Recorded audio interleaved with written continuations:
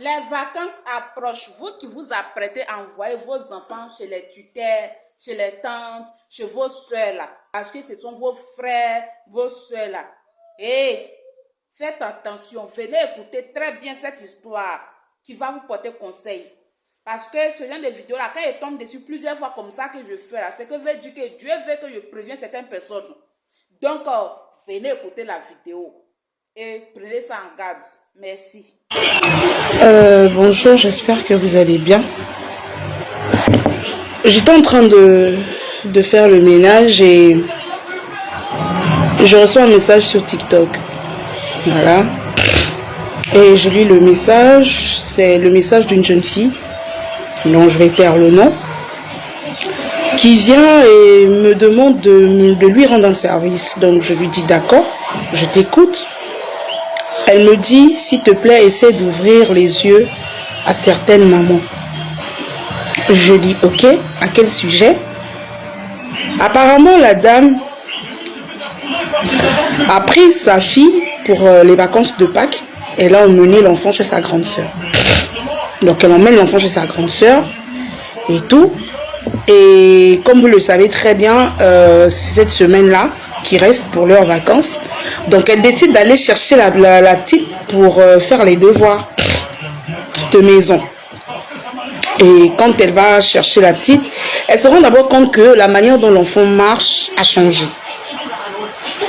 Et là, quand elle arrive à la maison dans la soirée, c'est une petite fille de 8 ans, elle dit à la petite, viens, on va se laver et tout.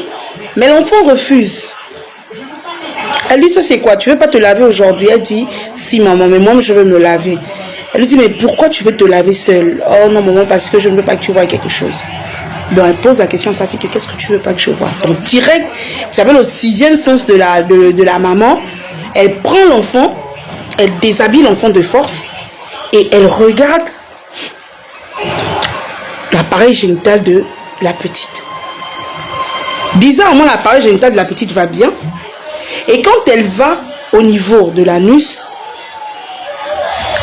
l'enfant est complètement... Et en fait, je ne sais pas quoi dire. Je vais utiliser quel mot? Disons que l'enfant a été sodomisé et pas qu'une seule fois.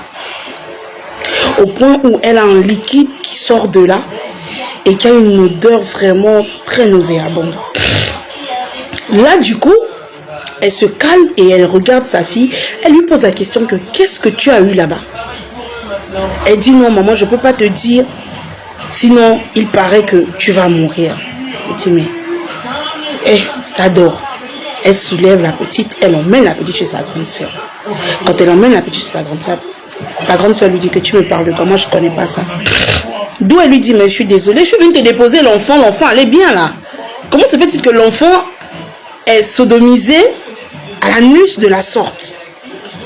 Elle dit non, ton enfant est d'abord même agité, il faut d'abord aller poser la question à certaines personnes, ses amis avec qui elle joue ici au quartier. Moi je ne connais pas, que même si un enfant ne peut pas réussir à pénétrer l'anus d'une petite fille comme ça, là c'est un enfant de quel âge?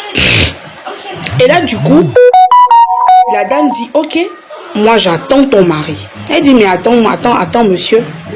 Quand le mari rentre, il n'a même pas le temps. C'est-à-dire, même quand elle a demandé à ce qu'il s'asseye, pour qu'il puisse parler, le monsieur n'a même pas le temps. D'où sa grande soeur lui dit que tu as réussi à le faire asseoir. Elle dit quoi? Il dit que voilà, tu as dit que tu l'attendais, non, il est là. Va lui parler. Elle va porter plainte à ce dernier. Et à sa grande surprise, elle rédige bien la plainte et tout. Mais elle voit qu'il n'y a pas de suite.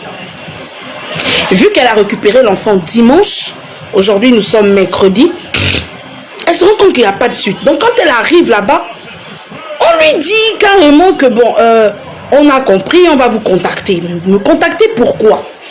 Remettez-moi le papier, je vais aller remettre au concerné que voilà, il est convoqué parce que j'ai besoin de savoir le pourquoi mon enfant, qui a fait ça à mon enfant. Jusqu'à présent, il n'y a pas eu suite de cette affaire. Elle est jeune.